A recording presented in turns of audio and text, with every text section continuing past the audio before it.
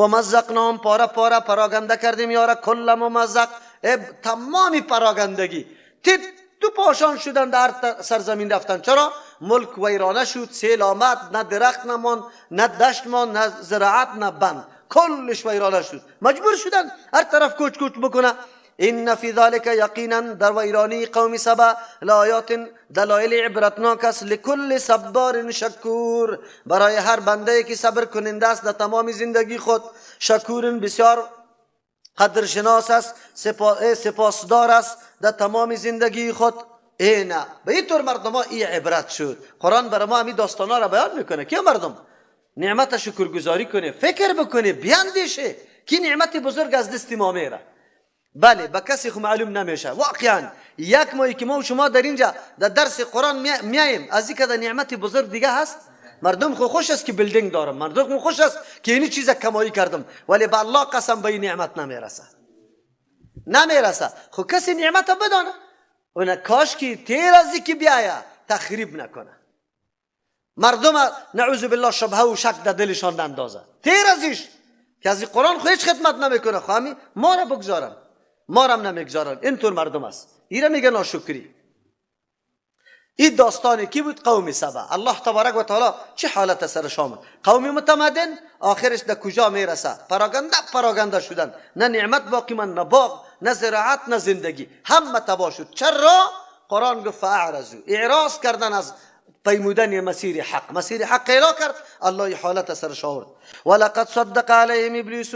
این نتیجه گیری داستان قوم سبا است. چرا؟ با اثر تسلیم شدن به هوا و هوس و خواهشات و وسوسه های شیطانی یا کبر غرورشان اضافه شد. دیگه در این امنیت راضی نبودن. مثل قوم موسی علیه السلام واری میگه ما منو سلوا خورده برای ما ترکاری ها باشه، تلخ و تیز باشه، این چیزا باشه. یا وقتی که امنیت خیلی زیاد شد میگه نه این زندگی چیسته، باید سفرهای دور و دراز باشه که مالدار و غیر مالدار خو فرق بتونه، که مالدار سفر بتونه و غیر مالدار سفر نتونه. بعضی مفسرین میگه که یا میگه باید بین اسفارنا، یا این قدر راحت طلب شدن که گفت سفرهای ما را الله دور کو. چی مانا؟ ما همیشه در خانه باشیم، هیچ بیرون برآمده نتونیم. تا او اندازه را عیاش شدن، نعوذ بالله، تن پرور شدن. از همون خاطر الله تبارک و تعالی حالتا را سرش آورد. انسان باید کار بکنه، روزگار بکنه، محنت بکشه، تلاش بکنه. الله این را منع نمیکنه، ولی همه گپا که خراب میشه تسلیم شدن به وسوسه‌های شیطانی است، به خواهشات نفس است. قرآن در اینجا بر ما بیان میکنه هیچ کس شیطان مجبور نمیکنه که تو پیروی از ما بکن. توستی که خود در اختیاری کی با شیطان میگذاری. ولقد صدق علیهم ابلیس، یقینا راست یافت، ثابت کرد، محقق یافت، علیهم بالای امی مردم ابلیس ظنه گمان خدا، فاتبعوه امی مردم تابعداری ابلیس کردن، الا فریقا من المؤمنین، مگر یک جماعت از مؤمنا، یک جماعت مؤمن دیگه کلگی ابلیس امو گمانی که کرده بود او را محقق یافت در سری از یا. الله تبارک و تعالی به نقل قول ابلیس میکنه فبعزتک لاغوینهم اجمعین، قسم یاد نکرده بود به عزت تو یا الله که ما این مردمی بنده های تو را گمراه میکنم اجمعین، الا عبادک منهم المخلصین، یک امو بنده هایی که مخلص است واره نمیتونم. دیگه بنده های حتما این را به طریق گمان گفته بود ابلیس لعین، لیکن واقعا که امو گمان خدا راست یافت. چرا؟ در حق او مردمایی که واقعا کسی که علم نداره، بصیرت از قرآن و حدیث نداره، در دام هر کس گیر میاد، در هر وادی هلاکت میفته و بالکل بنده خواهش میشه، بنده خرافات میشه، بنده شرک میشه، نعوذ بالله. امروز مردم هم میبینی بندگی چی چیزا را میکنه؟ بندگی درهم است، بندگی دینار، بندگی دلار است، حتی به بندگی یهود و نصارا خو چیسته سرانجام رسیده. تا اونجا رقم گپ یافته. ابلیس این گمان خود راست یافت بالایشان. فاتبعوا، تابعداری ابلیس کردن، الا فریقا، مگر یک جماعت، من المؤمنین، از جمله مؤمنا. بله کسی که ایمان راسخ داره شیطان کامیاب نمیشه که در قلب از اون نفوذ بکنه، در دل از اون نفوذ بکنه. از همون خاطر است معلوم شد که در اینجا شیطان در دل او کسی نفوذ میکنه که ایمانی ثابت نداره. اگر ایمان ثابت داشته باشه، واقعی ایمان داشته باشه، شیطان سرش پیروز نیست. از او خاطر خودش میگه و ما کان له علیهم، نیست برای شیطان علیهم بالای همی مردم من سلطان، کدام سلطه، قدرت، توانایی، الا مگر الله میگه ما برش سلطه دادیم. چی مانا؟ ما ظن و گمان از زیر کارگر ساختیم در حق از یا برای یک امتحان. یعنی این آزادی وسوسه کردن به شیطان ما دادیم. به خاطر چی دادیم؟ که یک دفعه معلوم شوه بیرونم حجت تمام شوه. الله تبارک و تعالی هیچ وقت کسی را از عقاید درونیش که در بیرون وانمود نکرده باشه عذاب نمیده. الله معلوم میکنه که تو اینه پیروی شیطان نکردی یا نه. هیچ نوع سلطه سرت نداشت، فقط وسوسه کرد، چیز برات مزین کرده و تو پشتش رفتی، وگرنه کدام دیگه اختیار و تسلط نداشت. از او خاطر الله میگه الا لنعلم، لیکن ما آزادی به شیطان دادیم که تا در بین مردم کار کنه. لنعلم که ظاهر بسازیم عملا من کسی را یؤمن بالآخرت که عقیده با آخرت داره. کسی که عقیده با آخرت داره با هیچ وجه رای شیطان نمی پیمایه. من از او کس جدا بسازم هو منها که نمی آدم از امی آخرت فی شک در تردد است. کسایی که عقیده آخرت نداره و در قصه از این است شیطان که در هر حواس بازی او را دعوت میده قطش روان است. اگر به شراب دعوت میده شراب میخوره، اگر به رقص دعوت میده رقص میکنه، اگر در بی‌حجابی دعوت میده بی‌حجابی میکنه، قمار دعوت میده قمار میزنه، نعوذ بالله دزدی، همه گپا. چرا؟ به خاطر که عقیده کامل در آخرت نداره که بازخواست است از ما در این مورد سوال میشه. معلوم شد کسانی که ایمان ضعیف داره شیطان او را هر طرف گشتانده رایسته و الله ای آزادی را به شیطان داده تا که معلوم کنه واضح شود که ای بنده تو تابعداری اینمی شیطان شده بودی. و ربک علی کل شیء حفیظ، پیروان شیطان باید اینطور فکر نکنه گمان نکنه که همه اعمال ما را کسی دیده نمیتونه حساب نمیکنه. نه، و ربک علی کل شیء، پروردگار تو پیغمبر علیه السلام بالای تمام چیزا حفیظ و نگران است، میبینه حفاظت میکنه. یک عمل هم از الله از قدرت و علمش بیرون نیست، مکمل حساب دقیق میشه، اندازه گیری میشه. هر انسانی که در زندگی خودی تو فکر نکنه که مرا کسی ندیده، کجا رفتم، چی گپ گفتم، با کی رابطه پیدا کردم، اینطور فکر نکنه. الله کلش محاسبه میکنه، یک برات پیش میکنه که در زندگی تو چی کردی، چطور در راه های شیطان روان بودی. شیطان خود سر تسلط دیگه نداشت. قل ادعوا الذین، از امو خاطر است که هرگاه ایمان قوی شوه، ایمان باز جنایت نمیبینه، گناه را نمیبینه. ایمان قوی نیست. ایمان که قوی شوه باز دیگه هیچ جنایت و گناه از پیش آدم نمیشه. خو ایمان قوی نیست. چرا؟ سر ایمان کار نشده، آبیاری نشده، بر یزید خدمت نشده که ایمان قوی شوه. ایمان خود توسط شنیدن کتاب الله قوی میشه، توسط برنامه تعلیمی پیغمبر قوی میشه. و در عمری را نمیشنویم، از کجا قوی شوه؟ محضی از تولد مادر خادم ایمان قوی نمی باشه. قوت ایمان وقتی میشه که انسان اسباب قوت ایمان بشنوه. قل ادعوا الذین زعمتم، صورت ما به می خاطر بود، محو شرک بود. کسایی که راه های باطل می پیمایه، مثل که تابعداری شیطان میکنه، الله سرش رد میکنه. چی میگه؟ قل ادعوا الذین، الله بیان میکنه عالی، قل ادعوا الذین، بگوی پیغمبر علیه السلام آواز بده به او کسانی که زعمتم شما گمان داره من دون الله، بغیر از الله که و حاجت ما را پورا میکنه. آواز بده شد که امی اجابت کرده میتونه، حاجتتون پورا کرده میتونه. ایرا میگه به محاکمه کشاندن است، بیا در محکمه کش کشه. امی مشرکینه توسط سوالاتی که وجدان از یار بیدار بسازه که دیگه خود جواب بگوین که بیا چطور است. جواب داده میتونه یا نمیتونه. ایرا میگه قل، بگوی پیغمبر علیه السلام. چرا؟ به خاطری که یا والی جواب داده نمیتونه، آیا حاجت پورا کرده میتونه؟ این ولی ما یک حاجت دارم این آواز میدم، اما معبودی که نعوذ بالله تو عقیده داری که حاجتی ما پورا میشه یا نمیشه؟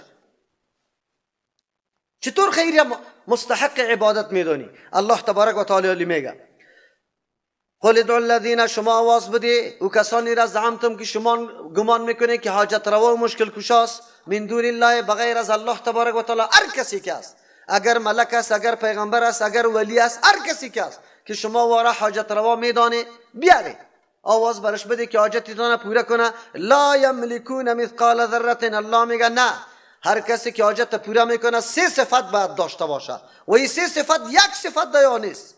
لا یملکون، در اختیار ندارن، مثقال ذره، به مقدار یک دانه اسپن، یک ذره، فی السماوات، در آسمان ها، ولا فی الارض، نه در زمین.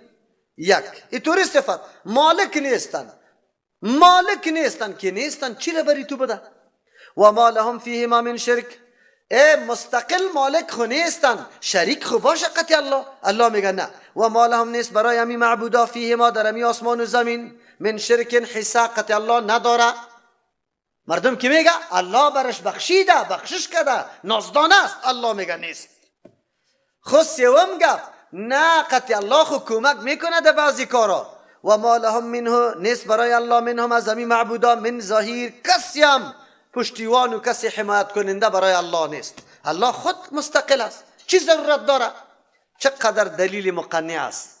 هر کسی که وجدان داشته باشه دیگه شور خورده نمیتونه. بیایی حاجتتان پورا میکنه. خیلی خوب، تو که میگی که توسل درست است، ما را وسیله میکنیم حاجتی ما پورا میشه، بیا دیگه دمی حاجتایتان آواز بده که حاجتتان پورا میشه. بزرگترین حاجت ما است که وطن ما امن شوه، اسلام در وطن حاکم شوه. به کمی کلی اولیاء را از سخی گرفته تا ابوالفضل، از ابوالفضل گرفته تا فاطمه رضی الله عنها، کلش آواز میدیم که حاجت ما پورا میشه. آواز بدیم نه؟ چرا ما رای غلطه در پیش گرفتیم؟ در مقابل قرآن مبارزه کرده رایستیم نعوذ بالله و او را دین حق معرفی میکنیم. این در مقابل قرآن قیام نیست؟ امید دلیل به تو گفته میشه. تو که کسی را حاجت روا میدانی، الله برات میگه که وجدانی تا بیدار کو، اما حاجتی تا طلب کو که داده میتونه. آیا در ذره آسمان و زمین با الله شریک هستند؟ ملکیت و قدرت دارن؟ قطع الله پشتیوانی و گپا میتونه؟ کلا قطعا نه. خیر وقت نمیتونه. چرا حاجت روا الله را نمیدانی و غیر الله را حاجت روا میدانی؟ امروز مشکل کشا کی را میگه؟ نادی علیاً مظهر العجایب، آواز بده به علی رضی الله عنه که مظهر عجایب است. ینجی که من کل کرب و نوائب، تو را از هر غم و هر حادثه خلاص کرده میتونه. عجیب، حسین رضی الله عنه با این قدر اهل بیت شهید میشه، با او حالت فلاکتبار که تو قصه میکنی. اونجا علی رضی الله عنه اولاده و نوادی خود خلاص نمیتونه. خیر تو را چطور خلاص میکنه؟ ها؟ ما ایران به این عقل ماندیم که عقل کجا هست؟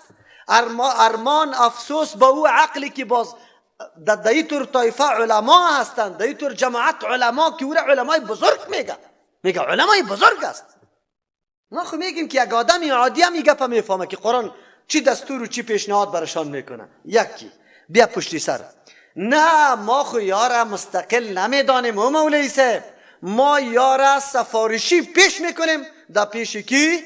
الله. یا نازدانه است، الله قدر و قیمت بری از یاد داده، روی از یار الله میکنه، از او خاطر مشکل ما حل میشه. قرآن جواب میگه ولا تنفع شفاعت، نفع نمیده شفاعت، سفارش کردن عنده بنزد الله. شفاعت هیچ کس الا مگر لمن برای کسی که اذن له، الله اجازت بده. که الله اجازت نده کسی شفاعت کرده نمیتونه. الله که اجازت میده، هم به شفاعت کننده اجازت، هم برای کسی که شفاعت کرده میشه. اجازت الله در این مورد چیست؟ برای کسی که شفاعت کرده میشه عقیده توحید الله را داشته باشه. او در کجاست؟ در آخرت. که عقیده توحید نداشتی، با یگانگی الله را نمیشناختی، قطعا شفاعت کسی در موردت قبول نیست، قطعا. و سفارش کنندم تا که الله اذن نکنه شفاعت کرده، پس معلوم شد که شفاعت بزرگ نیست. این را میگه شفاعت قهری. شفاعت قهری چرا میگیم؟ شفاعت مجبوری. شفاعت مجبوری را میشناسه؟ شفاعت مجبوری را براتون تشریح کنم، در دیگه ترجمه هم تشریح کردیم. بعد از امی ساعت در اینمی ترجمه کسی هم داخل شده نمیتونه. بسیار نفر این از جای دور آمده، از جای دور آمده، نام ترجمه را هم شنید، از مزار اینجا رسیده. ما قانون ماندیم که کسی را داخل نمیمانیم. مولوی صاحب مصطفی را واسطه کرد، آمد داخل شد. مولوی صاحب قانون خود تو وضع کرده که بعد از امی ساعت در مسجد داخل نشوه. خو لیکن دوستی مسته مولوی صاحب مصطفی را من اینالی قانونی خودم مجبور استم میده کنم، زیر فشار آمدم نه، آلی روی مولوی صاحب مصطفی را مجبور استم بکنم. امین جمع از مجبوریت به اون نفر اجازه دادم یا مجبور شدم، یا نه که نه بدون مجبوریت اجازه دادم. روی ازی سرما زور شد و این را اجازه دادم. یا اولیاء را امیر رقم میدانه، میگه بله من خو گناهگار هستم، الله اعلانی عذابی مرا داده، خو لیکنی ولی صاحب میره در پیش الله تبارک و تعالی این یالی با وصفی که الله قانون در مورد ما از عذاب داده خوالی سه پیش میشه، مر از کجا خلاص میکنه؟ عذاب. الله را مجبور کرد یا غیر مجبور؟ قانونی خودش سرش میده میکنه، ایره مجبوریت میگه. اینی را میگه شفاعت چی؟ قهری. اینطوری شفاعت در نزد الله تبارک و تعالی وجود نداره، نیست. قرآن رد میکنه. حتی اذا فزع عن قلوبهم، الله بیان میکنه همون کسایی که توقع شفاعت از پیششان میشه و کسایی که شفاعت طلب میکنه، طلب کننده شفاعت، و کسایی که شفاعت کننده است کلشان اینطور در یک حالت هیبتناک واقع میشه. در روز قیامت کلگی در حالت هیبتناک و وحشتناک واقع میشه. شفاعت کننده و کسایی که طلب کننده شفاعت است. قرآن از ما یاد میکنه حتی اذا فزعت، حتی اذا فزعت، تا ای که وقتی که زائل کرده شود، دور کرده شود ترس، عن قلوبهم، از دلهای از یا هم از طلب کننده شفاعت و هم از شفاعت کننده. قالو، ای آلی یکی به دیگه میگم ماذا قال ربکم، چی چیز بیان کرد پروردگار؟ هیبت الله در اونجا آنقدر زیاد است که شفاعت کننده هم یک دفعه در وحشت میفته. از همون خاطر وقتی که یک کمی نرمی و آرامش حاکم میشه، یکی از دیگه خود سوال میکنه که الله چی گفت؟ قالو میگه الحق، الله حق بیان کرد. حق چیست اینجا؟ گپی را مطابق حکمت خود زد. چی مانا؟ شفاعت کسی میتونه که اینی مقام داشته باشه و برای کسی شفاعت کرده میشه که اینی شرط داشته باشه و امی مردم امو شرطا را پورا نکرده. اولین شرطش چیست؟ عقیده یکتا پرستی کی؟ الله. او یا خود کل عمر در شرک تیر کرده بودن، در حاجتای خود آواز به سخی صاحب و به فاطمه و به حسین داده بودن، همینطور کرده بودن.